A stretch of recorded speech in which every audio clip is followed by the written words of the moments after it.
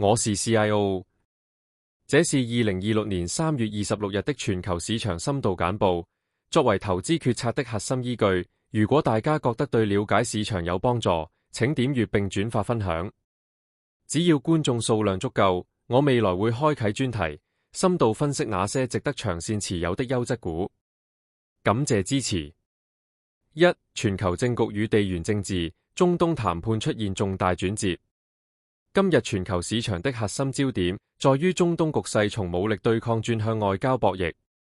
白宮新聞秘書 Caroline Leavitt 證實，美國正進行外交談判，以結束在伊朗的戰爭。調解人正全力促成雙方於今日舉行高層會晤。為了釋放談判誠意，美國與以色列已暫時將2名伊朗高級官員從消除名單中移除。儘管官方立場強硬，但消息指出伊朗私下已顯露願意聽取外交努力的意願，市場避險情緒顯著緩解。2. 全球股市表現與收盤點位。受地緣政治緩解預期推動，美國股市週三顯著反彈，科技股表現強勁。標普500指數收報6589.15點，上漲0.5%。納斯達克指數收報21,542.48點，上漲0.8%。道瓊斯工業平均指數收報48,721.65點，上漲0.7%。個股方面，Robinhood宣布15億美元股票回購計劃，股價飆升超過7%。受能源價格回落利好，聯合航空與挪威郵輪等高燃料成本行業表現強勁。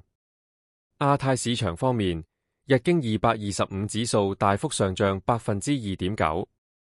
3. 貨幣政策、利率與通脹監控。聯儲局與債市，市場高度關注通脹數據，特別是個人消費支出價格指數。10年期美債收益率回落至 4.326%， 2年期收益率降至 3.880%。日本央行最新會議紀要顯示，有成員提議將利率調升至 1.0%， 以防止政策落後於通脹曲線。目前日本實際利率全球最低，匯率壓力沉重。全球其他央行，英倫銀行維持利率在 3.75%， 但立場鷹派。歐洲央行預計2026年通脹將升至 2.6%。加拿大銀行研究警告，失業率每上升1個百分點，房貸拖欠率將在1年後增加 0.10個百分點。目前當地失業率已升至 6.8%。4. AI 科技、半導體與基礎設施。晶片巨頭動態，ARM 股價暴漲 16%， 宣布開發自研晶片，預計未來將帶來數十億美元收入。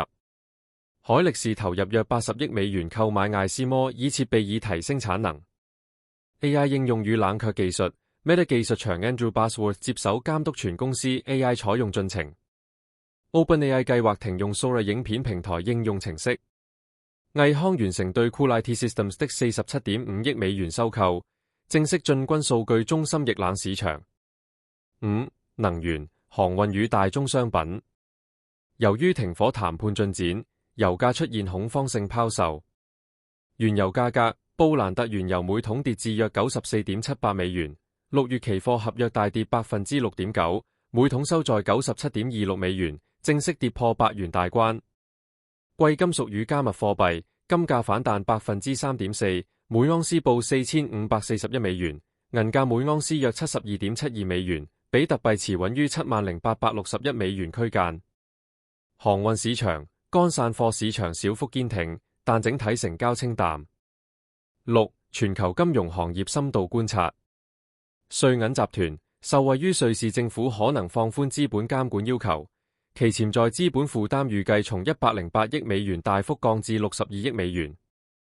支付與金融科技 Mastercard 表示不擔心穩定幣衝擊，並投入18億美元押注區塊鏈未來支付與結算系統。銀行估值警告，加拿大皇家銀行下調了包括蒙特利爾銀行、多倫多道明銀行在內的多家主要銀行目標價，認為其市盈率已接近歷史高位，上行空間有限。投資決策建議，短期應密切監控今日美伊會談的實質聲明。若釋放明確停火信號，能源部位需進一步調降，建議加碼受益於低油價的航運與消費板塊。長期看好 AI 基礎設施與自研晶片產業。